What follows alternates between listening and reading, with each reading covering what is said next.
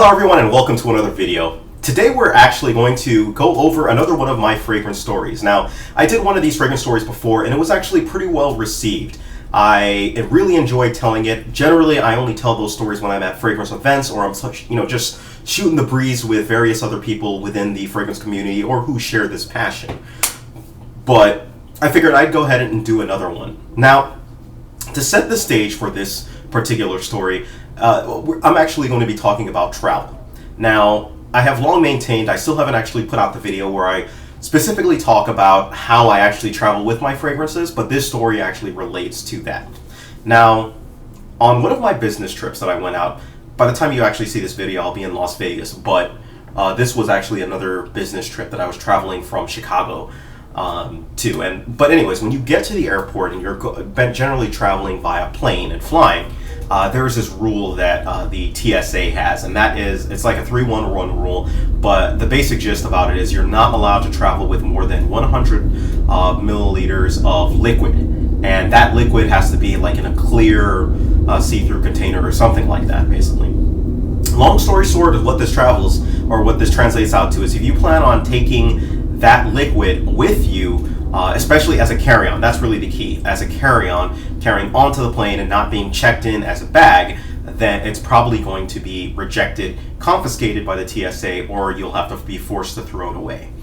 For that reason, I generally only travel with extremely small samples, vials, nothing but up to 3.4. Now they say 3.4, but keep in mind, the TSA will easily throw that out. They'll throw out half bottles, full bottles. I have seen them be ruthless in terms of throwing out fragrance bottles. So that's also another reason why you see so many fragrances within duty free.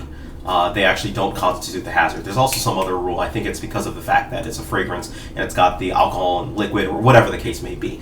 Point is, it's tough to actually travel with the fragrances as a carry-on. Now, I happened to be, in the security line, and we were up to the point where everyone was taking off their shoes, putting everything in the bin and everything like that. And there's this one guy who was ahead of me who had, taken everything out, and he'd just gone through the scanner, and it actually had just caught a fragrance in the guy's bag, and I think it was one of the Chanel fragrances. I think it was Chanel Allure Homme. Anyways, the guy had, yes, it was definitely Allure Homme, and the reason why I know it was definitely Allure Homme, you'll know in a second. But either way, he got flagged for it. And the TSA employee was like, "Sir, you can't take this with you. It's it's a liquid. It's over the limit. Whatever the case may be." And he's like, "No, it's a fragrance. It's not doing any harm." Back and forth. TSA was not having it. They were like, "Listen, you got to get rid of this. Throw it away." And he's like, "There's no way in hell I'm throwing away this fragrance." Right? And I'm just sitting back there. I'm kind of amused by the whole thing, just seeing how the whole thing transpires.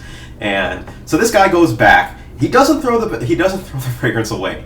What the guy does instead is he's outside of the TSA line. He's already gone back out of the security, and he just starts spraying himself everywhere with the stuff. He just lathers it on. He just spraying it all the way down his arm, switches it around, sprays it all the way down, sprays it all the way under. Keep in mind, this is Chanel Allure Homme. This is Allure Homme. This is it's a pretty heavy fragrance. And by heavy, sorry, I'm actually going to pull this out real quick. Let's reach into the Bat fragrance cooler. This is the Allure that I'm actually referring to, right? Allure Homme. Now, he's just spraying himself everywhere with this stuff. There is not a single part of his body, there's not a single part of his clothing that is without it. And I swear to you, that bottle must have started off, as far as I could tell, full. By the time he was finished, he was down to here, basically. He had gone through that much in the span of about, I want to say 3-4 minutes. This guy was just nuts, and he was offering it to everyone, just spraying it around. Now, at this point, this was like nuclear. It was powerful, it was pungent. I had actually made it through the line, but I actually stayed outside because you can kind of see through and see, the whole area before security. And I just sat there watching this guy as he just sprayed it on, offered out to people. Some guys, took some spritz, but whatever the case is. This guy came back through the line, and man, they could smell him immediately because you could just see the looks on their faces. They're like, oh. The same TSA officers that, told him to get rid of the stuff, and he came through that gate, or he came through that security gate with this triumphant smile on his face, and I was just cracking up over on the side. Now, I was cracking up initially, so I thought, all right, that's the end of the day.